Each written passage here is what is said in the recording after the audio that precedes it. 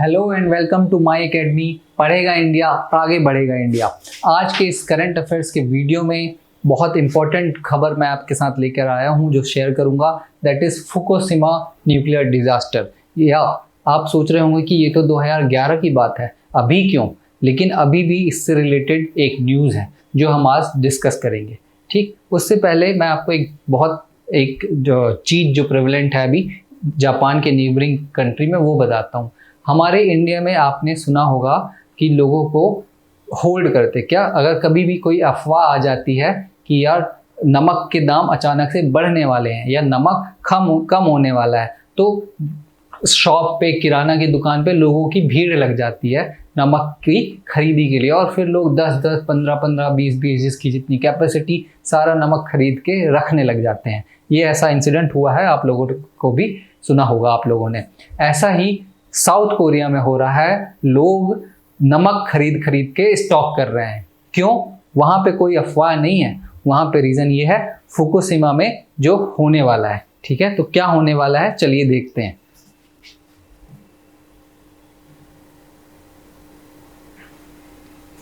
तो ये न्यूज़ में क्यों है आप इसको समझिए। न्यूज़ में ये रीज़न है कि जो वाटर है, untreated water, the reason for its recent coverage is Japan is planning to release a massive amount of treated radioactive waste water into the sea. Right, Japan जो है फुकुशिमा न्यूक्लियर पावर प्लांट से untreated water sea में release करने वाला है। Treated water मतलब जो radio active उसमें एलिमेंट है उसको उसने ट्रीट कर लिया है, और उसके बाद जो बचा हुआ वाटर है, कितना क्वांटिटी, 1.2 मिलियन टन। ठीक, 12 लाख, लगभग 12 लाख टन पानी जब रिलीज करने वाला है। ठीक है, क्यों रिलीज कर रहा है, क्या इसके इम्पैक्ट होंगे, ये सब हम अभी डिस्कस करेंगे। लेकिन रीजन आपको समझ में आ गया होगा कि साउथ कोरिया के लोग क्यों अब होल्डिंग कर रहे हैं नमक की। उनका कंसर्न ये है कि ये पानी बाकी समुद्र में पानी से मिलेगा, और मतलब जैसे फिश है, फिश कंटेमिनेट होगी और प्रॉब्लम हो गया है ना। समुद्र भी, नमक भी वहीं से बनता है, तो उनको लगता है कि सारी चीज़ें कंटेमिनेट हो जाएंगी इस रेडियो एक्टिव वाटर से, तो इसलिए पहले से ही रख लेना चाहिए। ये रीज़न आप समझिए कि जिसलिए वहाँ पे ऐसा हो रहा है। अब ट्रीटेड वाटर क्या है, क्या इशू है, क्या है, ये मैं आपको सारी चीज़ें समझा देता हूँ अपनी स्लाइड्स की मदद से।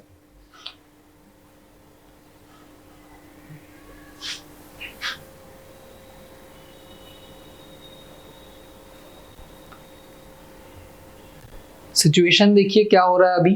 12 सालों बाद जो है जापान प्रिपेयर कर रहा है। 12 सालों बाद क्यों? कि फुकुशिमा जो न्यूक्लियर डिजास्टर था वो 2011 में हुआ था। वहां पे क्या था फुकुशिमा, अभी मैं आपको मैप दिखाता हूं फिर समझ में आएगा। देखिए, this is the map of Japan. Japan का वर्ल्ड में लोकेशन देखिए, दिस इज जापान। ओके, ये है जापान, पूरा समुद्र के बीच में ही बसा हुआ, समुद्र में ही एक आइलैंड, टापू जिसको बोलते हैं, वहाँ है।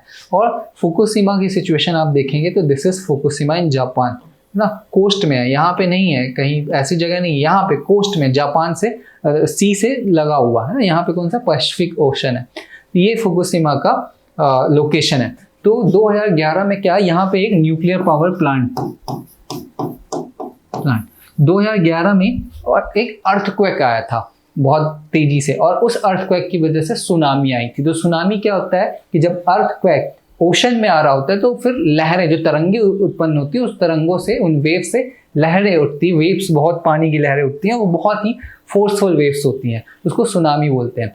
इस सुनामी से जो यहाँ पे पावर प्लांट था, उस पावर प्लांट में कुछ खराबी आ गई थी। क्या खराबी आई थी मैं आपको बताता हूँ। पावर प्लांट में बेसिकली, न्यूक्लियर पावर प्लांट में क्या होता है कि एनर्जी जनरेट की जाती है न्यूक्लियर रिएक्शन से। न्यूक्लियर रिएक्शन में बहुत अमाउंट में एनर्जी जनरेट होती है। ठीक है, जो रिएक्शन, न्यूक्लियर से रिएक्शन होता है, उस एनर्जी को कूल करने के लिए वाटर का यूज होता है ना। उसमें रॉड्स वगैरह लगे होते हैं, कैडमियम के रॉड्स, उसमें से वाटर को एज अ कूलेंट यूज किया जाता है, जिससे कि इतनी गर्मी से उस रॉड को कूल किया जा सके।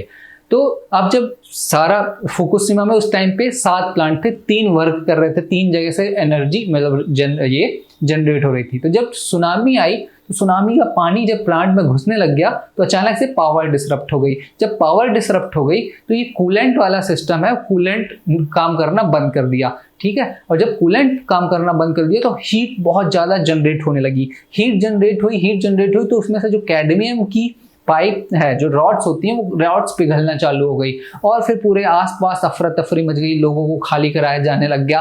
ऊपर आसमान से पानी प्लेन्स और एरोप्लेन्स के थ्रू पानी डालना चालू कर दिया गया, जिससे कि ये कूलेंट का काम जो नहीं कर पा रहा वाटर वो किया जा सके, ठीक। तो ये बैकग्राउंड था, इस कारण से फिर प्लांट को बंद कर दिया गया।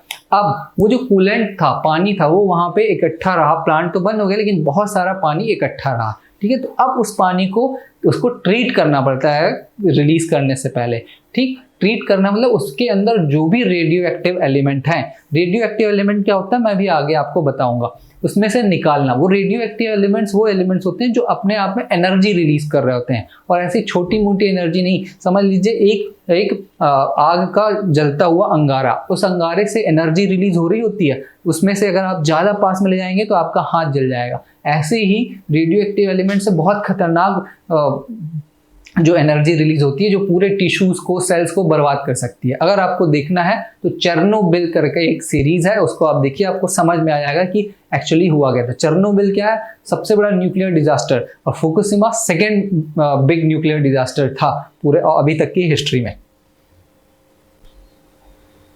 अब आगे देखते हैं कि क्या होता है। हिस्ट्री मैंने आपको बता दी, ठीक। Water discharge preparation, water discharge के लिए प्रिपरेशन कैसे चल रहा है? सबसे पहले टोक्यो, जो वहाँ की कंपनी है उसका नाम TEPCO, Tokyo Electric Power Company Holdings, जो प्लांट की ऑपरेटर है, ठीक है। ये प्लांट को ऑपरेट कर रही है, और साथ ही साथ जो इंटरनेशनल वॉच डॉग है जो कि न्यूक्लियर एक्टिविटी पे नज़र रखती है, उसका नाम है the international atomic energy agency. ये दोनों ने मिलके इसने IAEA ने गो अहेड दे दिया है टेप्को को कि ठीक है, आपने जो भी तरीका होता है, जो भी स्टैंडर्ड होता है, उस स्टैंडर्ड के हिसाब से वाटर को ट्रीट कर लिया, अब आप उसको रिलीज कर दीजिए, ठीक। तो ये सिचुएशन अभी चल रही है। अब आप देखिए कि रिलीज करने की जरूरत क्यों पड़ रही है।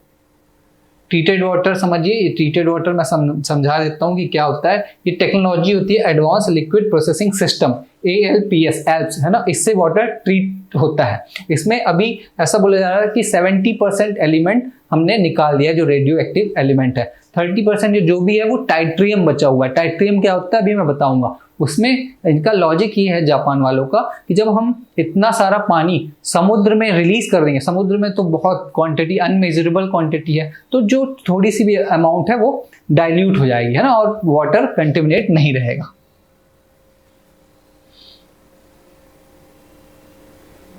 ठीक, तो ये समझिए, जैसे ये रिएक्टर बिल्डिंग है, यहाँ से कूलेंट वगैरह यूज हुआ। अब उसमें जब पानी को आप रॉड में डालेंगे ना, पानी तो पानी का नेचर आप जानते हैं, जहाँ पे अगर उसमें शक्कर मिला दीजिए तो मीठा हो जाएगा, नमक मिला दीजिए तो वो नमकीन हो जाएगा, गंदे रास्ते से बहाइए तो गंदा हो जाएगा, साफ से बहेगा तो सही होगा। तो जब रेडियो एक्टिव, यहाँ पे रेडियो एक्टिव न्यूक्लियर जो है एनर्जी, वो रेडियो एक्टिविटी से ही रिलीज होती है। रेडियो एक्टिविटी का मतलब कि आपस में टक्कर करते हैं दो न्यूट्रॉन, फिर उससे और न्यूट्रॉन निकलते हैं, है ना, फिर वो और निकलते हैं, चेन रिएक्शन बनाते हैं, और इस प्रोसेस में बहुत हाई अमाउंट में एनर्जी रिलीज होती है।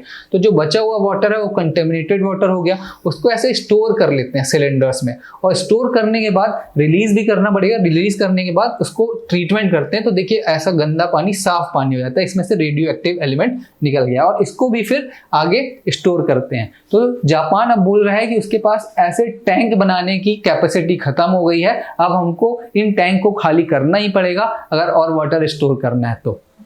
ठीक, आई होप ये समझ में आ गया होगा आपको। Reason for release of water, वही चीज मैंने बताया कि ठीक है।